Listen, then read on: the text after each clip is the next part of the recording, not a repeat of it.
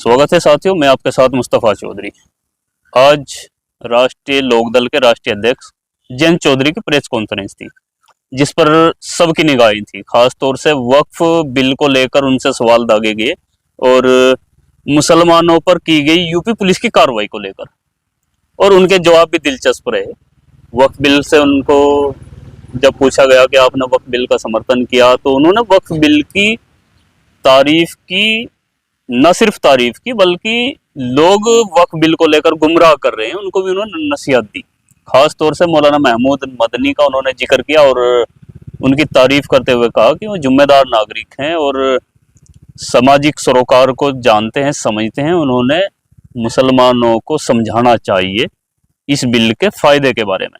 अफवाहें फैलाई जा रही हैं कि ये बिल मुसलमानों की संपत्ति को छीन लेगा, जबकि ये बिल मुस्लिमों की या वक्फ संपत्ति को सुरक्षित करने के लिए लाया गया है। कुछ बदलाव थे, हमने भी सुझाव दिए और उनको माना गया। और इस बिल से पहले जो हमारी पार्टी के विधायक हैं, चेयरमैन हैं या और जिम्मेदार जो नेतागण पार्टी में, हमने उन सभी मुस्लिम नेताओं से वार्ता की थी और किसी ने भी ऐसा नहीं कहा था कि ये बिल गलत है। और ये बिल चूंकि अब पास हो गया है, राष्ट्रपति की मोहर लग चुकी है, ये कानून बन गया है। अब भी मैंने 1 to 1 मुस्लिम लीडरान से बात की है, अब भी कोई ऐसी शिकायत नहीं है। तो ये बड़ा दिलचस्प उनका जवाब था एक मुस्लिम नेताओं को लेकर। और मौलाना महमूद मदनी चूंकि राष्ट्रीय लोकदल का हिस्सा रहे हैं, राष्ट्रीय लोकदल से वो सांसद भी रहे हैं मौलाना महमूद मदनी, और मदनी परिवार वक्फ बिल की मुखालफत में सबसे ज्यादा मुखर होकर के बोल रहा है। ये इसलिए दिलचस्प हो जाता है। और यूपी पुलिस की कार्रवाई को लेकर भी उनसे सवाल किया गया कि भारतीय जनता पार्टी की सरकार है, एनडीए की सरकार है, और मुस्लिम अगर नमाज पढ़ता है काली पट्टी बांधकर उन पर एफआईआर हो जाती है, लाइसेंस और डीएल रद्द करने की बात होती है। तो इस पर भी उन्होंने जवाब दिया कि भाई मेरे ट्वीट तो नहीं रुके ना, पुलिस को सुधरना चाहिए। और जयंत चौधरी को लेकर जैसे कयास लगाए जा रहे हैं कि भाई आने वाला समय वो हो सकता है एनडीए का हिस्सा ना रहे और सपा के साथ चुनाव लड़े, इंडिया गठबंधन के साथ चुनाव लड़े, क्योंकि एक बड़ा वोट बैंक मुस्लिमों के रूप में जो राष्ट्रीय लोकदल को मिलता रहा है, वो चौधरी चरण सिंह के जमाने से लेकर चौधरी अजीत सिंह और अब जयंत चौधरी को मिलता रहा है। और एनडीए के साथ जाने से वो उनका छिटक गया है। ये उनका वोट बैंक का नुकसान है और उम्मीद है कि जयंत चौधरी आने वाले समय में एनडीए गठबंधन छोड़कर इंडिया गठबंधन में आएंगे। लेकिन उनके बयान से ऐसा नहीं लगता, क्योंकि उन्होंने भारतीय जनता पार्टी के नारे, प्रधानमंत्री नरेंद्र मोदी के नारे सबका साथ सबका विकास को दोहराया और अमित शाह और प्रधानमंत्री की बार बार तारीफ की, विदेश नीति की तारीफ की, सरकार की भरपूर जमकर तारीफ की। और भारतीय जनता पार्टी से भी आगे जा करके तमिलनाडु में एनडीए की सरकार होगी इस बार, ये भी उन्होंने एक बात को दोहराया कि एनडीए का जो है विस्तार हो रहा है, नए घटक दल आ रहे हैं और देश के लिए एक जरूरी बात है। तो वो एक तरह से बहुत काफी रंगे नजर आए भारतीय जनता पार्टी के रंग में। तमिलनाडु का उन्होंने जिक्र किया कि एनडीए की सरकार आएगी। और दिलचस्प बात यह है कि राष्ट्रीय लोकदल सिर्फ पश्चिम उत्तर प्रदेश की पार्टी है, कुछ जिलों की पार्टी है।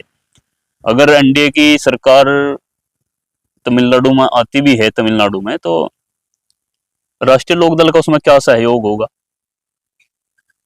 ठीक है, एनडीए का हिस्सा है और इन बातों से ये जाहिर होता है कि आने वाले 2027 का चुनाव हो या फिर उससे कुछ और अगले चुनाव हो, 2029 का हो, राष्ट्रीय लोकदल ने लंबे समय तक एनडीए के साथ बने रहने का संकल्प ले लिया है। उनकी बातों से ऐसा जाहिर हुआ। अब दूसरा जो इंडिया गठबंधन है, उनके नेतागण हैं, वो सपा हो या कोई और पार्टी हो, या खासतौर से मुस्लिम नेतागण या मुस्लिम अवाम जयंत चौधरी को निशाना बनाते हैं और उनको भविष्य में राजनीतिक नुकसान होगा, 27 में नुकसान होगा, क्योंकि मुस्लिम वोट बैंक उनसे खिसक गया है, उनको बहुत सारा नुकसान होगा। सपा के साथ चुनाव लड़े तो 10 विधायक उनके बन गए थे, अब आने वाले समय में भाजपा के साथ लड़ेंगे तो 0 पर सिमट जाएंगे। इसमें कितनी सच्चाई है, ये मेरा अपना व्यक्तिगत नजरिया है, क्योंकि राष्ट्रीय लोकदल को मुस्लिम वोट मिलता रहा है, इससे कोई इनकार नहीं। लेकिन अब चूंकि वो एनडीए के साथ है तो क्या उनको वोट नहीं मिलेगा? क्योंकि सबसे बड़ा वोट बैंक आज के समय में मुसलमानों का ही माना जाता है इंडिया गठबंधन की तरफ। और लोकदल की अगर हम बात करें, वो जाट समुदाय भी उनका एक वोट बैंक है, लेकिन जाट समुदाय काफी संख्या में आरएलडी से छिटक कर भारतीय जनता पार्टी का हो चला था। कुछ वोट बैंक आरएलडी के पास था और कुछ भारतीय जनता पार्टी के पास। अगर एनडीए के साथ जयंत चौधरी लड़ते हैं तो ये संपूर्ण वोट भाजपा का वोट और राष्ट्रीय लोकदल का वोट, जाट वोट, वो जयंत चौधरी को मिलेगा। और जो भाजपा का वोट है, जो हिंदुत्ववादी वोट है, जो राष्ट्रवादी वोट बोलता है खुद को, वो भी वोट जयंत चौधरी को मिलेगा। तो ये कहना कि अब उनसे मुस्लिम वोट छिटक गया और वो जीरो पर सिमट जाएंगे, ऐसा मुझे नहीं लगता, क्योंकि एक बड़ा वोट बैंक उनके साथ है। सीटें कम ज्यादा हो सकती हैं, और आपने देखा भी होगा लोकसभा चुनाव में 2 सीटें जयंत चौधरी को मिली थी और दोनों सीटें जयंत चौधरी जीतने में कामयाब हुए थे। अब 27 में कितनी सीटें उनको मिलेंगी, और मुस्लिम वोट भले ही ना उनको मिले, लेकिन एक बड़ा वोट बैंक जो भारतीय जनता पार्टी वाला वोट बैंक है, जो एनडीए गठबंधन वाला वोट बैंक है, वो तो जयंत चौधरी को मिलेगा ही। खैर, प्रेस कॉन्फ्रेंस से मैंने तो यही निष्कर्ष निकाला है कि जयंत चौधरी आने वाला लंबा समय एनडीए के साथ रहेंगे, और जो नुकसान मुस्लिम वोट बैंक के रूप में उनको होगा, न मिलने के रूप में उनको होगा, थोड़ा कम या ज्यादा उनको एनडीए के वोट बैंक से फायदा भी उनको होगा। और क्योंकि राष्ट्रीय लोकदल के राष्ट्रीय अध्यक्ष हैं, समय की परिस्थिति समझते हैं, किस तरफ देश जा रहा है, उन्होंने जिक्र भी किया और अपील भी की, भाई एनडीए के साथ जुड़ना चाहिए, क्योंकि एनडीए के समर्थन से, एनडीए के नेतृत्व में देश आगे बढ़ रहा है। विदेश नीति में लाल आंखें दिखाई जा रही हैं, जो जैसा कि बोला जाता है, उसका भी उन्होंने इशारा किया।